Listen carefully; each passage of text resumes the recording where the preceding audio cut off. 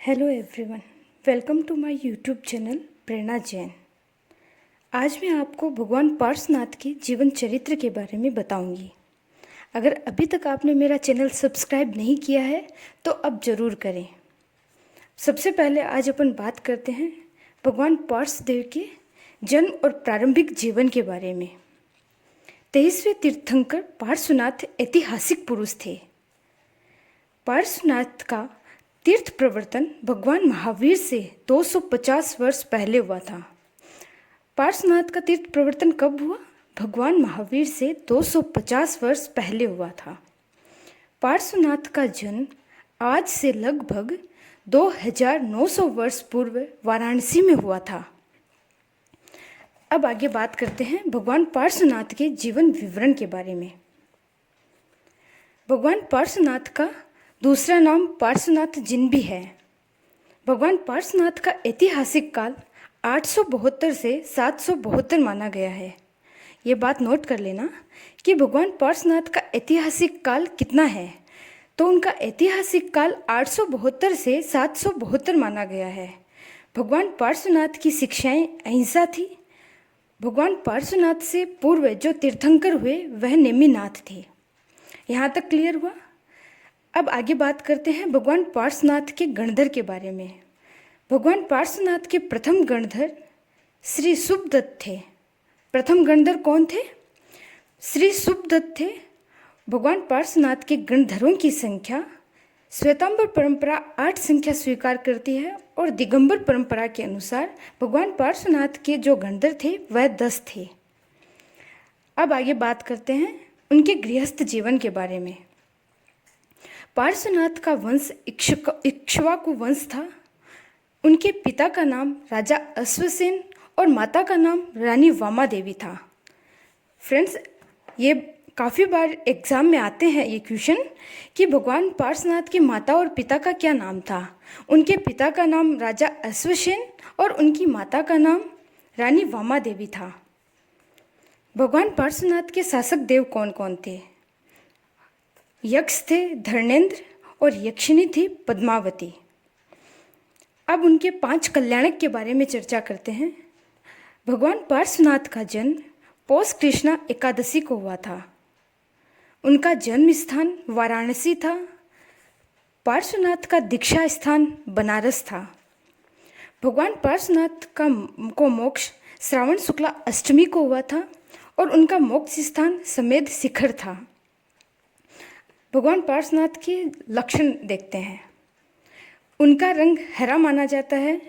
भगवान पार्श्वनाथ का चिन्ह सर्प है। उनकी ऊंचाई 9 हाथ की थी। भगवान पार्श्वनाथ की आयु 100 वर्ष की थी तथा जो चिन्ह वृक्ष का है वह अशोक वृक्ष था। यहाँ तक क्लियर हुआ फ्रेंड्स। अब आगे अपन चर्चा करते हैं उनके विवाह के बारे में। भगवान पार्श्वनाथ का विवाह कुशलस्थ नरेश प्रसन्नजीत की पुत्री राजकुमारी से हुआ था। फिर उनके रूढ़ परंपरा पर जो कुठाराघात किया था उनके बारे में भी बात कर लेते हैं। एक तपस्वी पंचाग्नि जला रहा था और अग्नि में एक सर्प का जोड़ा मर रहा था। पार्श्व ने उस सर्प के जोड़े को बचाया। आगे चलकर यही सर्प का जोड़ा धर्मेंद्र और पद्मावती बने। फ्रेंड्स, जो पहले मैंने अभी वर्णन किया था कि यक्ष धर्मेंद्र थे और यक्षिणी पद्मावती थे, भगवान पार्श्वनाथ ने जिस सर्प के जोड़े को बचाया था वही आगे चलकर यक्ष और यक्षिणी बने थे। अब बात करते हैं उनके वैराग्य और दीक्षा के बारे में। तीर्थंकर पार्श्वनाथ ने 30 वर्ष की आयु में घर त्याग दिया था। कितनी वर्ष की आयु में? 30 वर्ष की आयु में गृह त्याग कर दिया था। वर्षी दान देकर पौष कृष्णा एकादशी के दिन 100 व्यक्तियों के साथ वाराणसी के आश्रम पद उद्यान में दीक्षा ली और पंचमुष्टि लोच किया। फ्रेंड्स, एक बार ये नोट करने की बात है कि भगवान ने कितने व्यक्तियों के साथ दीक्षा ली और किस दिन दीक्षा ली। पौष कृष्णा एकादशी के दिन 100 व्यक्तियों के साथ वाराणसी के आश्रम पद उद्यान में दीक्षा ली थी। दीक्षा के दिन भगवान पार्श्वनाथ के तेले की तपस्या थी। दीक्षा के दूसरे दिन उद्यान से विहार कर कोपकट्टक सन्निवेश में पधारे और धन्य गाथापति के घर खीर से पारणा किया। कमठ तापस द्वारा दिए गए उपसर्ग पर विजय प्राप्त कर भगवान अपनी अखंड साधना में रत रहे। यह कमठ नाम का जो तापस था, इसने भगवान पार्श्वनाथ पर अनेक कष्टदायी वार किए, उन्हें अनेक उपसर्ग दिए। उन उपसर्ग पर विजय प्राप्त कर भी भगवान अपनी अखंड साधना में रत रहे। 83 रातें अभिग्रह और ध्यान में बिताई। कितनी रातें ध्यान में बिताई? उन्होंने 83 रातें अभिग्रह और ध्यान में बिताई थी। 84वें दिन आश्रम पद उद्यान में घातकी वृक्ष के नीचे ध्यान करते हुए क्षपक श्रेणी ली। घाती कर्मों का क्षय कर केवल ज्ञान को प्राप्त कर लिया। यह प्रश्न भी आ सकता है कि भगवान पार्श्वनाथ ने केवल ज्ञान किस दिन प्राप्त किया? तो उन्होंने आश्रम पद उद्यान में घातकी वृक्ष के नीचे ध्यान करते हुए घाती कर्मों का क्षय कर केवल ज्ञान प्राप्त किया था। भगवान पार्श्वनाथ के प्रथम प्रवचन में ही तीर्थ की स्थापना हो गई थी। तीर्थ का मैंने आगे की वीडियो में वर्णन किया है कि श्रावक, श्राविका और साधु और साध्वी तीर्थंकर इस तीर्थ की स्थापना करके ही तीर्थंकर बनते हैं।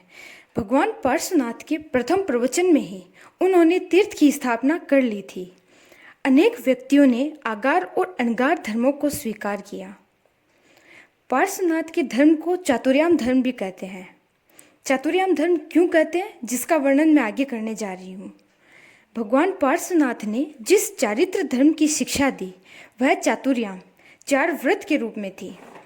उसमें जो सबसे पहला है वह है सर्वथा प्राणातिपात वीरमण, जिसे अहिंसा कहते हैं। जैन धर्म में 6 निकाय माने गए हैं: पृथ्वी काय, अप काय, तेजस काय, वायु काय, वनस्पति काय और त्रस काय। इन जीव निकायों की हिंसा का 9 कोटि से प्रत्याख्यान करना सर्व प्राणातिपात वीरमण है। दूसरा है सर्व मृषावाद वीरमण, जिसे सत्य कहते हैं। सब प्रकार के मृषावाद से सर्वथा विरत होना, किसी भी प्रकार का छोटा बड़ा झूठ नहीं बोलना सर्व मृषावाद वीरमण है। यहाँ तक क्लियर हुआ? अब तीसरा है सर्व अधता दान वीरमण, यानी ऐश्वर्य। बिना अनुमति के अदत्त वस्तु का ग्रहण नहीं करना सर्व अधता दान वीरमण है, यानी किसी की वस्तु नहीं उठाना, बिना पूछे चोरी नहीं करना, यह सर्व अधता दान वीरमण में आता है। अब चौथा है सर्व बहिदा दान वीरमण, यानी अपरिग्रह। सब प्रकार के जड़ चेतन बाह्य आभ्यंतर परिग्रह से मुक्त होना, उन पर मूर्छा नहीं रखना, यानी उन पर लालसा नहीं रखना सर्व बहिदा दान वीरमण है। भगवान पार्श्वनाथ 70 वर्ष तक साधना करते रहे। पार्श्वनाथ ने कितने वर्ष तक साधना की? पार्श्वनाथ 70 वर्ष तक साधना करते रहे। भगवान वाराणसी में से आमलकल्पा आदि विभिन्न नगर सन्निवेशों में होते हुए समेध शिखर पधारे। पार्श्वनाथ ने 33 चर्म शरीरी मुनियों के साथ अनशन किया था। फ्रेंड्स, एक बार देख लेना ये कि पार्श्वनाथ ने कितने मुनियों के साथ अनशन किया था। उन्होंने 33 चर्म शरीरी मुनियों के साथ अनशन किया था। 1 मास के अनशन में श्रावण शुक्ला अष्टमी के दिन 4 अघाती कर्मों का क्षय कर निर्वाण को प्राप्त किया। भगवान ने श्रावण शुक्ला अष्टमी के दिन निर्वाण को प्राप्त कर लिया था। भगवान पार्श्वनाथ के संपूर्ण